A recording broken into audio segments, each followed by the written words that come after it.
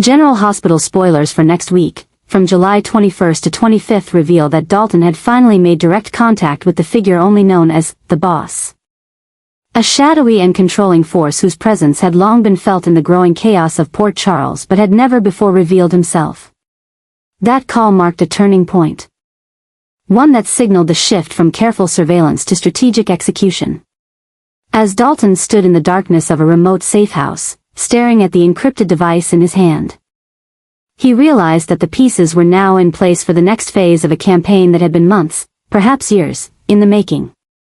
He had tracked every movement, every betrayal, every moment of hesitation in Sonny's crumbling empire, and now, with the full confidence and backing of the boss, the time had come to unleash hell.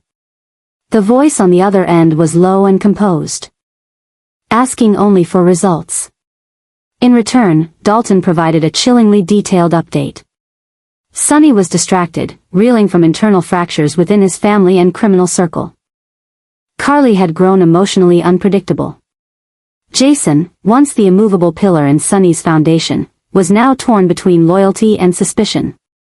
Especially as rumors about Britt's survival and Rocco's real parentage began to ripple beneath the surface. Anna's investigation into Jocelyn's WSB activities was pulling threads that, if not cut soon, would unravel years of secret maneuvering. And then there was Sidwell, unstable, vengeful, and furious at his failed attempts to control Marco, who might not even be his biological son. It was all perfect. Just the way Dalton had intended. The boss didn't need to speak often. A few short commands were enough to set things into motion. And from that moment, Dalton knew that their long game had reached its final act. He had become more than a strategist, he was now a catalyst. He would manipulate, expose, and detonate everything. Liesl was already being turned.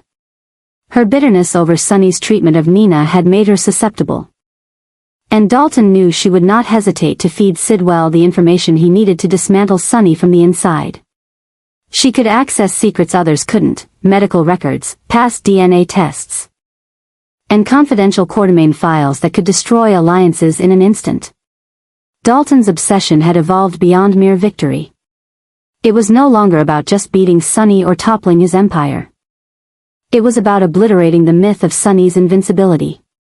He wanted to see him suffer, to drown in guilt, betrayal, and exposure. With Sidwell now openly coordinating with him, the plan escalated. Surveillance footage would be leaked. Anna would be sent a doctored report implicating Jason in past WSB operations. Carly would receive a falsified document suggesting that Sonny had known Britt was alive but hid it from everyone. It wasn't enough to break their trust in each other, they had to question their very reality. At the heart of it all was a twisted strategy. Destroy Sonny's identity by unearthing every shadow he had buried. Reveal Marco's true parentage and link it directly to Brenda and Sonny's secret past. Release the audio tapes of Sonny's private conversations with Nina during her most vulnerable moments. Let the city hear the full scope of his manipulations, not just as a mobster, but as a father, a lover, and a betrayer. Dalton knew exactly what it would take to turn friends into enemies and families into enemies overnight. And yet, as the plan surged forward, another layer of madness began to emerge. Dalton wasn't just executing orders, he was beginning to enjoy the chaos. He relished every moment of watching Port Charles unravel. In his mind, this was justice, correction for a town that had turned a blind eye to its own moral rot for too long. The old power structures would fall, not with a gunshot or a betrayal in a warehouse, but with whispers, emails, false evidence, and emotional devastation. He saw himself as a surgeon of truth, cutting away the diseased tissue with precision and cruelty. Meanwhile, the boss had other concerns. The operation was never just about Sonny. It was about controlling Port Charles and using its political, medical, and criminal sectors as leverage for international influence. Hank Dalton's involvement with the WSB's off-the-books experiments, his ability to rewrite identities, and his knowledge of long-classified neurological files were all pawns in a larger global game. With Sonny out of the way, and Jason destabilized, The town would be open for reconstruction under a new power, one led not by violence, but by absolute psychological control. And Dalton, perhaps unknowingly, was now both the architect and the executioner of that vision. As he ended the encrypted call, Dalton walked to the window of his hideout and watched the rain soak the streets below. Somewhere in the city, Sonny was finishing a call with Jason, unaware that 2 more of his safe houses had already been compromised. Carly, alone in her kitchen, stared at a photo of Morgan, not knowing that Dalton had already sent someone to trail her movements. Liesl had just received her next instructions. Deliver a file on Rocco to a neutral intermediary who would leak it to Anna, further tying Sonny into a web of illegal bioethics scandals. Even Christina and Blaze, caught up in their own turmoil, would soon be pulled into the vortex when the truth about Jocelyn's role in the WSB surfaced in an anonymous dossier. Dalton's hand hovered over a final file. It was labeled simply, Phase Omega. The last step. If enacted, it would force Sonny to retire, force Jason to flee, and force Carly to face the unthinkable truth, that everything they had built had been compromised from within. The psychological warfare was nearing its conclusion, and Dalton could feel the city trembling beneath the weight of what was to come. The boss wanted Port Charles gutted. Dalton wanted it hollowed out. And Sidwell, blinded by rage, would do whatever it took to make that happen. Port Charles was no longer a city of safety. It had become a game board for the obsessed and the broken. And the final move had just begun. Portia was reaching the edge of her moral boundaries as she moved forward with altering Michael's test results, an act that would mark a dangerous turning point not just for her career, but for every family entangled in the custody war brewing over Wiley and Amelia. The decision, pressured by circumstances far darker than anyone outside the hospital walls could imagine, set off a chain reaction of betrayal, manipulation, and escalating stakes that rippled through Port Charles with ferocity. What had begun as a quiet rivalry between parents had now erupted into a full-blown legal and emotional inferno, one that Portia had unintentionally poured gasoline onto. By tampering with the drug screening report, something she had sworn she would never do, Portia wasn't just undermining Michael's character in court. She was rewriting the truth with irreversible consequences. The implications were immediate. Once the new results were quietly slipped into the custody case file, whispers started to surface. Drew, who had grown increasingly manipulative in his vendetta against Michael, wasted no time weaponizing the altered data, using it to question Michael's fitness as a father. Although the public narrative was framed with concern for the children's well-being, the undercurrent was clear. This was about power, punishment, and erasing Michael from the picture. Portia, plagued by anxiety, knew what she had done was wrong. But she also knew the moment for hesitation had long passed. The machine was in motion now. And she was just another cog grinding toward a reckoning. Willow, unaware of the full scope of the scheme, found herself thrust into the center of the maelstrom. She was torn between defending Michael and questioning his recent behavior that Drew, with chilling calculation, had staged to appear erratic and unstable. Fake reports of missed custody exchanges, suspiciously timed photos implying substance abuse, and whispers to the court from concerned insiders, all played into Drew's master plan. Portia's falsified test was the final nail, giving Drew the ammunition he needed to push the case toward emergency reassessment. The children's custody, once stable, was now hanging by a thread. And the courtroom drama ahead promised to expose layers of corruption, deception, and buried resentment that had been simmering for months. Michael, blindsided and furious, sensed betrayal but couldn't prove it, not yet. He knew someone had manipulated the narrative, but the digital fingerprints were carefully erased. Portia had ensured that the changes looked authentic. Using access only a chief physician could obtain, cloaking the switch beneath routine administrative procedures. The guilt was eating her alive, but Drew had made it clear, if she didn't comply, the truth about her past with Curtis, the fragile state of her marriage, and her own missteps as a doctor would be broadcast for the world to see. Portia wasn't just protecting Drew's interests, she was protecting herself, her daughter, and the shattered remnants of her reputation. This betrayal sent shockwaves through the hospital as well. Elizabeth began noticing inconsistencies in medical records tied to the case, while TJ, whose moral compass had never wavered, grew suspicious of Portia's sudden defensiveness. Curtis, still emotionally distant since their separation, found himself conflicted as he began connecting the dots between Portia's behavior and Drew's aggression. The very institutions meant to protect the innocent were now being used to destroy them, and everyone could feel the tension building. Meanwhile, Carly, who had been watching the custody battle unfold from the sidelines, realized something was very wrong. Her instincts, sharpened by years of navigating betrayal and deception, screamed that someone had orchestrated the storm now swirling around her son. She turned to Jason, and together they began to peel back the layers, slowly uncovering hints that pointed back to Portia. And to a much larger scheme orchestrated by Drew, one with implications far beyond the courtroom. As this web of lies tightened, Portia faced a choice: come clean and risk losing everything, or continue down the path of destruction and hope the truth never surfaced.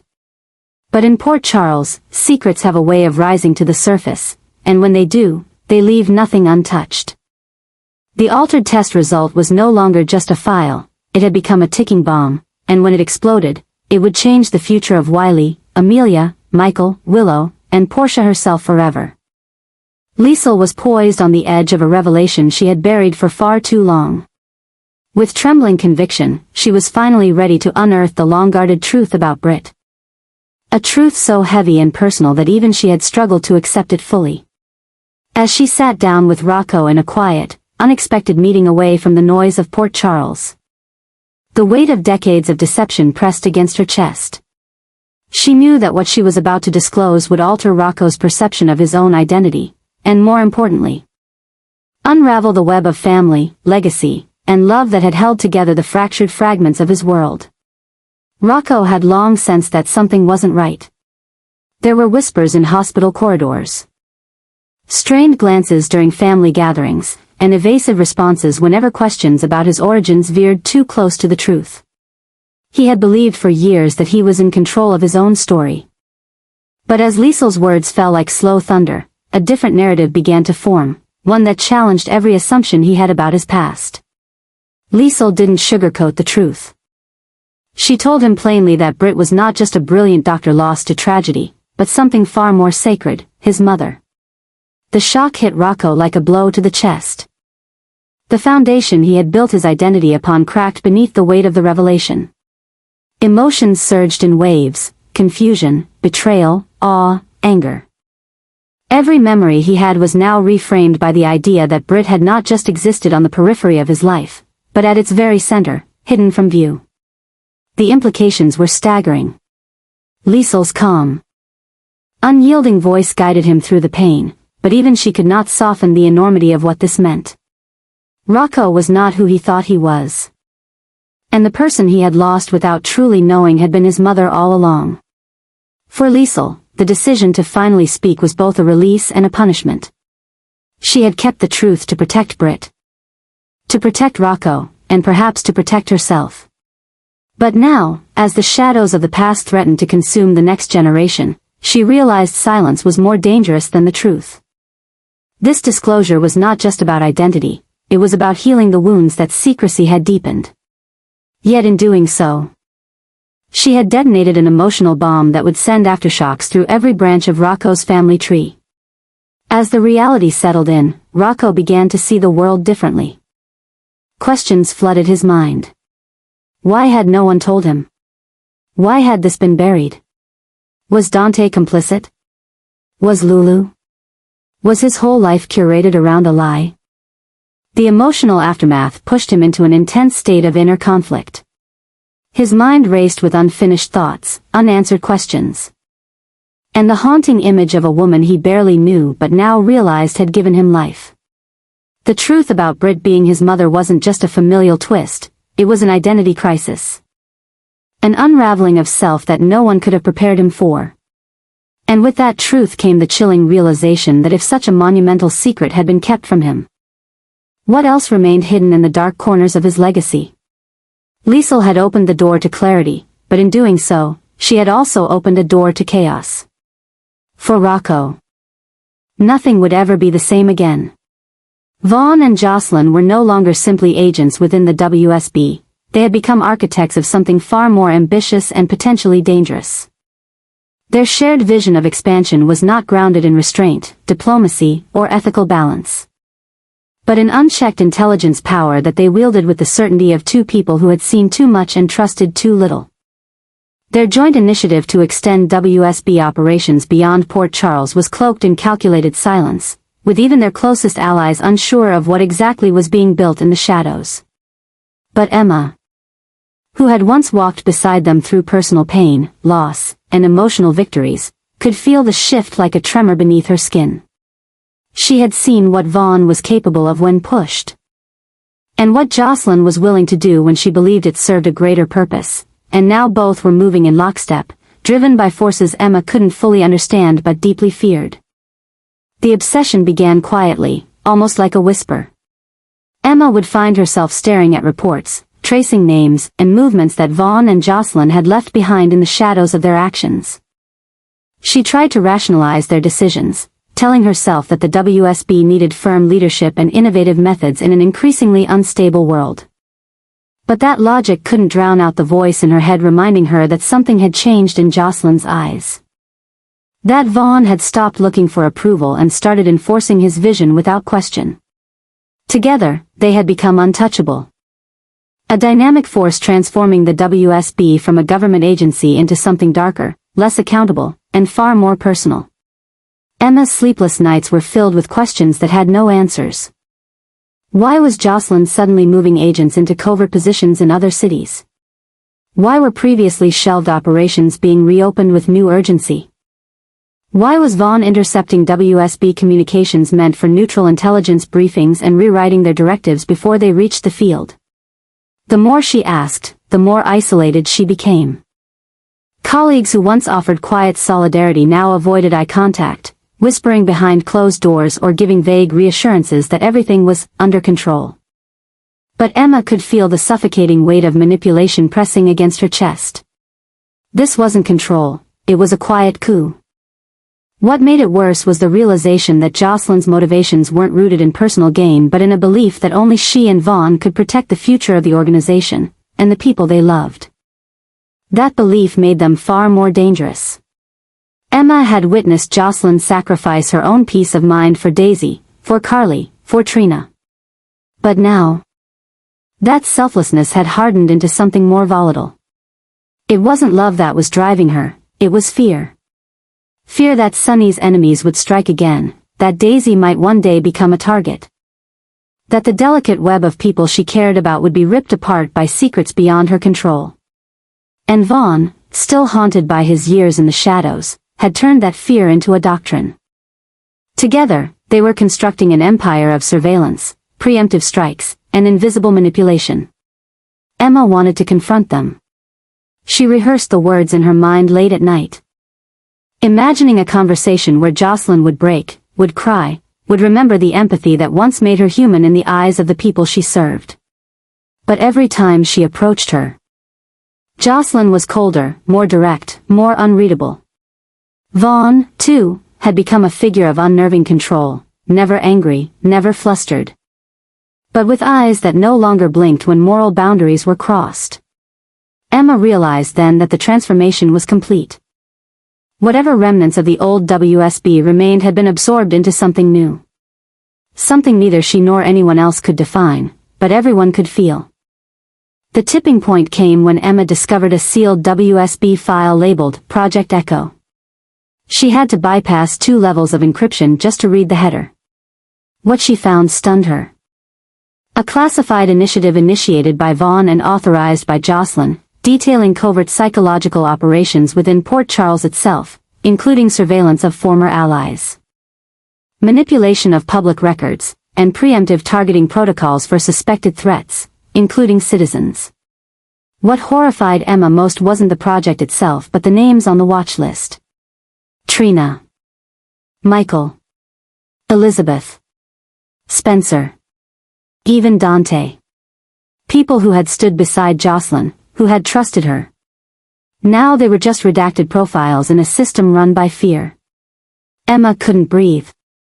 She realized this wasn't about expanding WSB authority to protect anyone. It was about reshaping the world into something Vaughn and Jocelyn could control. She tried to warn Anna. But even Anna was tangled in bureaucratic red tape and geopolitical politics that left her hands tied. The agency had changed at the top. And Jocelyn and Vaughn had made sure that no one could stop them, not without sacrificing everything. Emma stood at the edge of a revelation so vast it threatened to consume her. She knew then that she had a choice: stay silent and let the shadows grow, or become the one person brave enough to drag their truth into the light. But she also knew the cost. Once she stepped forward, there was no return. Vaughn would see it as betrayal. Jocelyn, once her closest friend, might see it as a declaration of war. And yet, the alternative was worse. If no one stood up now, then Port Charles would become a city ruled by paranoia, where friends spied on friends, and justice was determined by who held the surveillance feeds. Emma's obsession had become her clarity. She couldn't save the old WSB, but maybe she could stop what was coming. Even if it meant losing everything. Even if it meant becoming the very threat Vaughn and Jocelyn were preparing for, she had to try. Because someone had to remember who they all used to be, before power became the only thing that mattered. Marco was unprepared for the storm that awaited him, a truth so deeply buried it threatened to rip apart the very foundation of his identity. For years, Marco had lived in the shadows of Sidwell's control, tethered to a past marked by half-truths and emotional manipulation. But now, the veil was lifting. And what emerged was a revelation that shattered everything he believed about himself. The whispered rumors, the inconsistencies in his upbringing. The cold detachment from Sidwell and the erratic instability of Natalia, they all suddenly pointed to one chilling reality: Marco was not Sidwell's biological son. The weight of this truth came not with relief but with disorientation, as it opened a door to a heritage he had never known and a legacy soaked in secrets and betrayal. He was the son of someone else, possibly of Sonny, a man long perceived as his enemy, the very name that had haunted his childhood without explanation. As Marco grappled with this information, the world around him spun out of control. Every conversation, every photograph, every scar from his youth took on new meaning. If Sidwell had lied about something this fundamental, what else had been distorted?